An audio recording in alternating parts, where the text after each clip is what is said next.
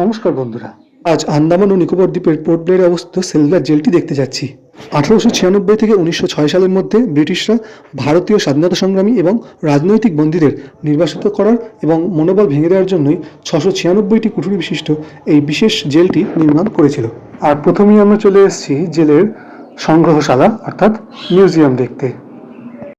ভারতবর্ষের স্বাধীনতা আন্দোলনের সঙ্গে যুক্ত বিভিন্ন ব্যক্তিবর্গ এবং রাজনৈতিক বন্দীদের এই জেলে নির্বাসন দিয়ে কিভাবে অত্যাচার করা হতো তা বিভিন্ন রকম ছবি বা রেপ্লিকার মাধ্যমে ফুটিয়ে তোলা হয়েছে।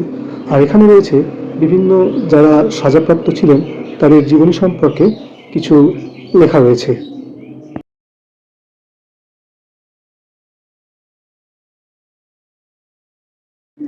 আর এখানে সাজাপ্রাপ্ত বন্দীদের বিভিন্ন আত্মজীবনী বা জীবনীগুলো রয়েছে, যেগুলো পরে পুস্তক আকারে প্রকাশিত হয়েছিল।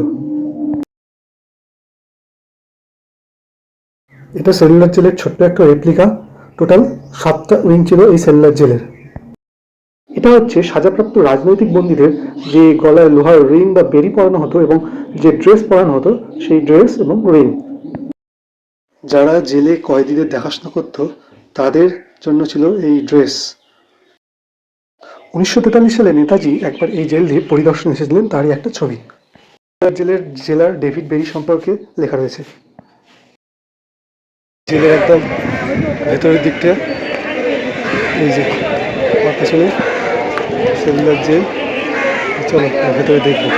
হচ্ছে বিকেলবেলা যে লাইট অ্যান্ড সাউন্ড শো হয় সেটা দেখার জন্য দর্শনার্থীদের বসার জায়গা এটা। আর এই যে এটা সেলুলার জেল। সেই সময় 7টা উইংস থাকলেও দ্বিতীয় বিশ্বযুদ্ধের সময় জাপানিদের দ্বারা 7টা উইংয়ের 4টে উইংস ভেঙে দেওয়া হয়েছিল। বর্তমানে রয়েছে মাত্র 3টি উইং। এটা ছিল হচ্ছে অয়েল মিল।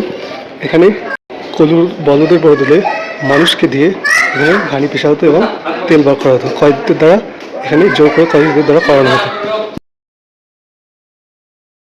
এই যে এখানে কয়েদিরা রয়েছে, কয়েদিদের দ্বারা নারকেল ধরানো হচ্ছে এবং সেখানে কলুর বলদের বদলে কয়েদিদের দিয়ে এটা ঘুরিয়ে কয়েদিরাদের তেল বার করতে হতো এবং দিনে একটা করে টার্গেট দেওয়া থাকতো। সেই টার্গেট যদি তারা পুরো না করতে পারতো তাহলে তাদের ওপর বেত মারা হতো এবং আরও অন্যান্য রকমভাবে অত্যাচার করা হতো। কতটা নির্মম ছিল সেই সময়কার ব্রিটিশ সরকার। কয়েদিদের যে টার্গেট যদি না পূরণ করতে পারতো তাহলে ওদের এরকম করে শাস্তি দেওয়া হতো। কতটা নির্মম দেখো। শাস্তিস্বরূপ তাদের হাতে পায়ে বেরি পরানো হতো, গলায় লোহার রিং পরানো হতো, পেলে তাকে পরানো হতো এই ড্রেস। এটা হচ্ছে পানিশমেন্ট ড্রেস। এটা সেই সময়কার ফাঁসি ঘর। একসঙ্গে 3 জনকে এখানে ফাঁসি দেওয়া যেত। এবার আমরা দেখতে যাবো সেই সেলগুলো, যেই সেলগুলোতে কয়েদিরা থাকতো। চলো।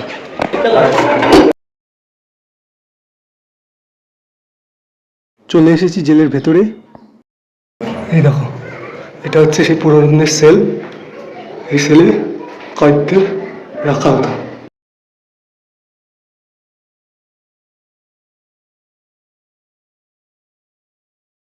এটা হচ্ছে ছোট্ট ছোট্ট সেল। এই সেলগুলোতেই কয়েদিরা থাকতো।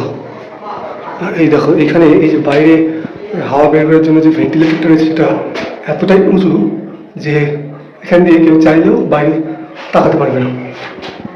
এই দেখো, এখানে সব রাজনৈতিক কয়েদিদের বিভিন্ন সেলে বন্ধ করে রাখা হতো।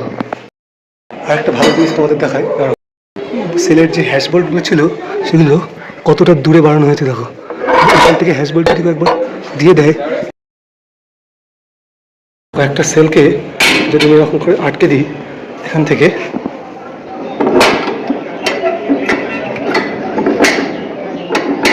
তাহলে কোনো বন্দির পক্ষেই ভেতর থেকে হাত বাড়িয়ে এই হ্যাশবোল্টটা খোলা কোনো মতেই সম্ভব নয়। অর্থাৎ পালানোর তো কোনো কথাই নয়, ভাবনা চিন্তার বাইরে সেটা। এটাই সেই আন্দামানের সেলুলার জেল বা কালাপানি জেল বলা হয় এটাকে। কারণ এখানে রাজনৈতিক বন্দীসহ অন্যান্য স্বাধীনতা সংগ্রামীদের উপর ইংরেজ সরকার জেইলর ডেভিড বেরির মাধ্যমে যে নির্মম অত্যাচার চালাতো, তাই জন্যই একে বলা হতো কালাপানি জেল। কোনো একজন স্বাধীনতা সংগ্রামী, তাকে এই সেলে বন্দী রাখা হয়েছিল, তারই একটা ছবি দেওয়া আছে। আমি যাচ্ছি এখন ভারতের বীর সেনানী স্বাধীনতা সংগ্রামী বীর দামোদর বিনায়ক সাভারকরের সেল দেখতে। এটা হচ্ছে ভারতের স্বাধীনতা সংগ্রামী বীর বিনায়ক দামোদর সাভারকরের সেল। না জানি কত ভারতের বীর স্বাধীনতা সংগ্রামীদের এখানে কত না অত্যাচারিত হতে হয়েছে। সত্যি দেখেই সেই পুরনো অত্যাচারের একটা আভাস পাচ্ছি, কিছুটা খুবই খারাপ লাগছে। স্বাধীনতা সংগ্রামীদের ভারত মাতাকে স্বাধীন করার উদ্দেশ্যে কতই না কষ্ট সহ্য করতে হয়েছে, তা এই সেলগুলো দেখলে বা নিচের এই যে কলুর বলদের ওই মডেলগুলো দেখলে সত্যি বোঝা যায় কতটা অত্যাচারিত, কতটা পীড়িত হয়ে তারা সহ্য করেছে শুধুমাত্র একটাই কারণে, ভারত মাতার স্বাধীনতার উদ্দেশ্যে। রাজনৈতিক যে সমস্ত বন্দীরা এই জেলে বন্দী হয়েছিলেন তাদের একটা লিস্ট এখানে দেওয়া রয়েছে। এটা কয়েদিদের শাস্তি দেওয়ার জন্য তৈরি করা হয়েছিল। ওই যে উপরে যে রিংগুলো দেখা যাচ্ছে ওখানে তাদের হাতগুলো বেঁধে দিয়ে তাদের উপর বেত্রাঘাত করা হতো। সেলুলার জেলের সম্পূর্ণ মডেল এটা, আর মাঝের উঁচু জায়গাটা হচ্ছে একটা ওয়াচ টাওয়ার। তাদের উপর যে কতটা নির্মম অত্যাচার করা হতো বা তারা কতটা যে কষ্টে এই সমস্ত জেলে দিন যাপন করত, সেই অত্যাচারের কথা ভাবতেই যেন গায়ে কাটা দিয়ে ওঠে। তাহলে ভাবো কতটা অত্যাচার তারা সহন করেছিল।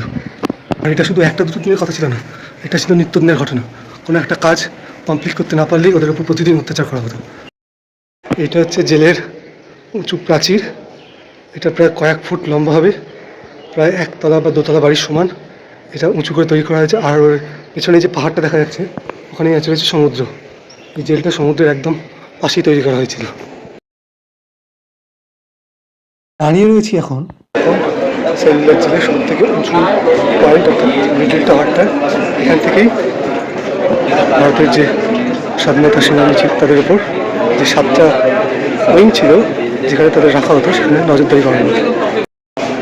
এই একটা উইং, এই দুটো উইং আর এই 3টে উইং, টোটাল 7টা উইং ছিল, কিন্তু বর্তমানে এখন মাত্র 3টে উইং রয়েছে। সমস্ত উইংগুলোর একেবারে মাঝে স্থিত এই উঁচু ওয়াচ টাওয়ার থেকেই কয়েদিদের ওপর নজর রাখা হতো, যাতে তারা কোনো মতেই পালিয়ে না যেতে পারে। আর ওই যে দূরে দেখা যাচ্ছে নীল সমুদ্র, জাস্ট অপূর্ব একটা ভিউ। চলে এসেছি জেলের একেবারে পিছনের দিকটায়। আর এখানে উঁচু খোপ কাটা অংশগুলো হলো জেলের মধ্যে বিভিন্ন সেলগুলোর ভেন্টিলেটর। তো এই ছিল সেলুলার জেল পরিদর্শনের ভিডিও। কেমন হয়েছে অবশ্যই কমেন্ট করে সবাই জানাবেন, এবং নতুন হলে চ্যানেলটিকে সাবস্ক্রাইব করে রাখবেন।